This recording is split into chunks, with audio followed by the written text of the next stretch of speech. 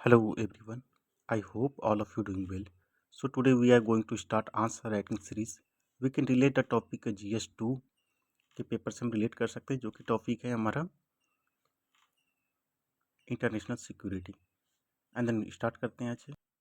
India needs a smart border management system to balance legitimate cross border flow with the national security interest. Discuss the highlights the initiative taken by the government in this regard. 250 words में हमें लिखना है, तो हमें चलिए start करते हैं introduction से। तो इंट्रोडक्शन देख सकते हैं, इंडियाज का शेयर्ड बॉर्डर विथ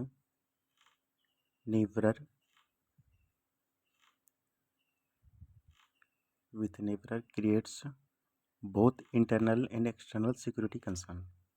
तो हम डायग्राम बना सकते हैं कि इंडिया का बॉर्डरिंग कंट्री कौन कौन से हैं, थ्रेट मुझे कौन कौन से हैं, और उसमें से बॉर्डरिंग में कौन कौन सा मेरा बॉर्डर मैनेजमेंट सिक्योरिटी मैनेजमेंट है हमारा internal as well as external में।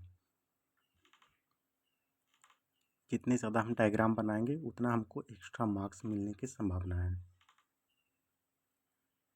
अगर एक एक क्वेश्चन में भी अगर हमको हाफ मार्क्स मिलते हैं तो अगर 20 क्वेश्चन है तो 10th मार्क मुझे इससे मिल जाते हैं ज़्यादा। तो चलिए हम एक फिगर बनाते हैं बॉर्डरिंग कंट्री के।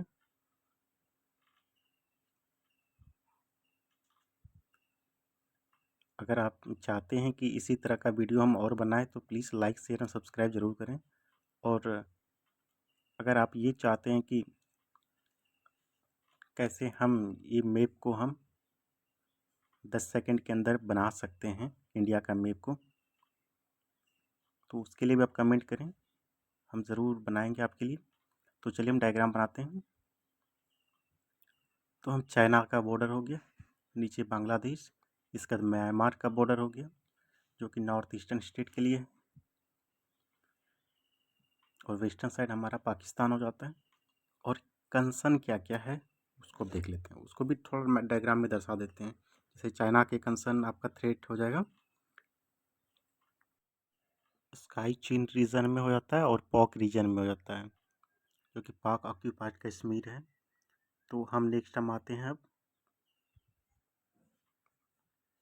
म्यांमार पे आते हैं। फ्री ट्रेड रीजन है जो कि 11 किलोमीटर के आसपास में दोनों कंट्री के बीच में रखा गया है कि बिना पासेस के भी आप आ सकते हैं। Free trade region and the insurgency जिससे बहुत ज़्यादा होते हैं। तो बांग्लादेश को क्या क्या कंसर्न है उसको भी देख लेते हैं। इलीगल माइग्रेंट्स होते हैं जो कि रोहिंग्यास का इमिग्रेंट होता है, एंड देन केटल स्मगलिंग किया जाता है।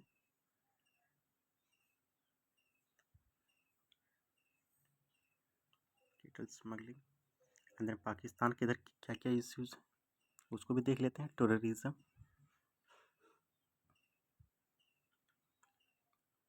एंड ड्रग स्मगलिंग होता है, क्योंकि यहाँ पे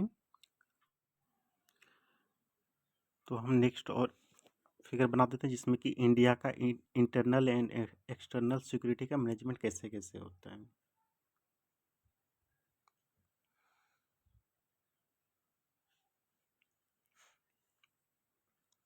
तो चलिए इसका पहले इंडिया का मैप बनाते हैं। जैसे कि चाइना के बॉर्डर पे ITBP लगा रहता है बॉर्डर सिक्योरिटी के लिए, एंड नेपाल एंड भूटान के लिए SSB सिक्योरिटी, सीमा सशस्त्र बल जिसको बोलते हैं, असम राइफल एंड आर्मी जो कि म्यांमार के बॉर्डर पे लगे रहते हैं, BSF जो कि बांग्लादेश के बॉर्डर पे होते हैं, एंड हमारा गुजरात और राजस्थान वाले रीजन पे हमारे BSF होते हैं तैनात, एंड इंडियन आर्मी जो कि पाकिस्तान के रीजन से, CRPF जो कि इंटरनल जो भी डिस्टर्बेंस होते हैं उसको सॉल्व करने के लिए किया जाता है। कभी भी इंटरनल सॉल्व के लिए आर्मी का यूज़ नहीं किया जाता है और ना कभी कर सकते हैं।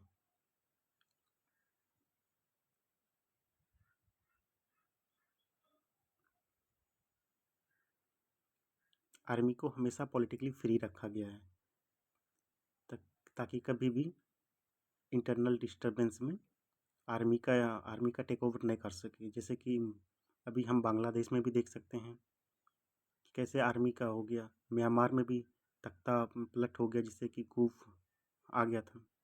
तो नेक्स्ट हम अब चलिए बॉडी में हम देते हैं बॉर्डर मैनेजमेंट सिस्टम में। तो नंबर फर्स्ट हम लिखते हैं influence of the immigrant concern for influence of immigrants concern for. Number first हम देते हैं, सब पॉइंट बना के देंगे। तो डेमोग्राफिक चेंजेस हमारे यहाँ पे हैं, जिसे हम ब्राक वैली का एग्जांपल दे सकते हैं।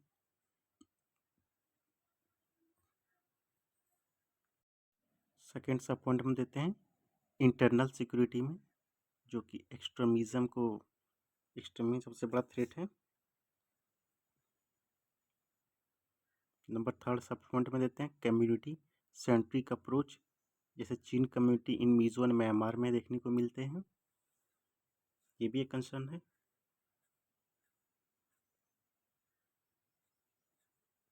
चीन community in Mizo and Myanmar region. Separatism का दे सकते हैं, कैसे तमिलियन श्रीलंका में डिमांड करते हैं। तो हम एग्जांपल दे सकते हैं कुकीज़ एंड मैतीस का, जो कि रिसेंट नागालैंड में कॉन्फ्लिक्ट का रीज़न बना है। अलग अलग डिमांड कर रहे हैं कि हमें अलग स्टेट का दर्जा दिया जाए। तो नेक्स्ट है दूसरा हम देते हैं इंडियाज का position between the Golden Triangle in east and Golden Crescent in west. तो चलिए हम मैप बना देते हैं तीनों दोनों का। इन वेस्ट तो गोल्डन ट्रायंगल का हम दे देते हैं लाओस, कंबोडिया एंड म्यांमार। आप इसको जितना अच्छा सा प्रेजेंटेशन दे सकते हैं उतना अच्छा होगा। ये क्रिस्टल जो कि चांद के आकार के होते हैं, जैसे अफगानिस्तान, पाकिस्तान एंड ईरान, क्योंकि तीनों पाकिस्तान मतलब मुस्लिम कंट्रीज़ हैं, तो हम चांद का उपयोग करते हैं वहाँ पे। Creates for scope for drug trafficking. Number second sub point में आर्म ट्रेड होता है ज़्यादा। नंबर थर्ड सब पॉइंट में ह्यूमन ट्रैफिकिंग होता है। थर्ड नंबर हम दे सकते हैं आप India's to adjust refugee.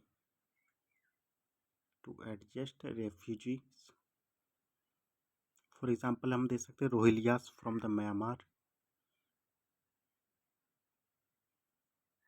Rohingyas from Myanmar. And then second example दे सकते हैं तमिलियन फ्रॉम द श्रीलंका, जो कि नदन श्रीलंका में most of the people living are the Tamilian. उसको ए मान लेते हैं, बी इसको सब पॉइंट मान लेते हैं। नेशनल सिक्योरिटी इंटरेस्ट,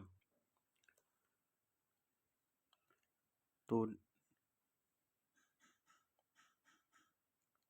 पहला सब पॉइंट हम लिखते हैं क्रॉस बॉर्डर अटैक, जो कि पठानकोट 2016 में हमको देखने को मिला था। सबको मैप पे हम दर्शा देंगे अच्छे से, जो कि और भी अच्छा लगेगा देखने में, क्योंकि हमारा प्रेजेंटेशन ही तो अच्छा होना चाहिए। सेकेंड हम लिखते हैं क्रॉस बॉर्डर कॉन्फेडरेशन, जैसे गलवान वैली में क्या क्या देखने को मिला था चाइना और इंडिया के बीच में, आर्मी के बीच में। डोकलाम वैली हो गया आपका। एंड देन नंबर थर्ड में सेपरेटिज्म, जैसे demand for Tamilian in Sri Lanka.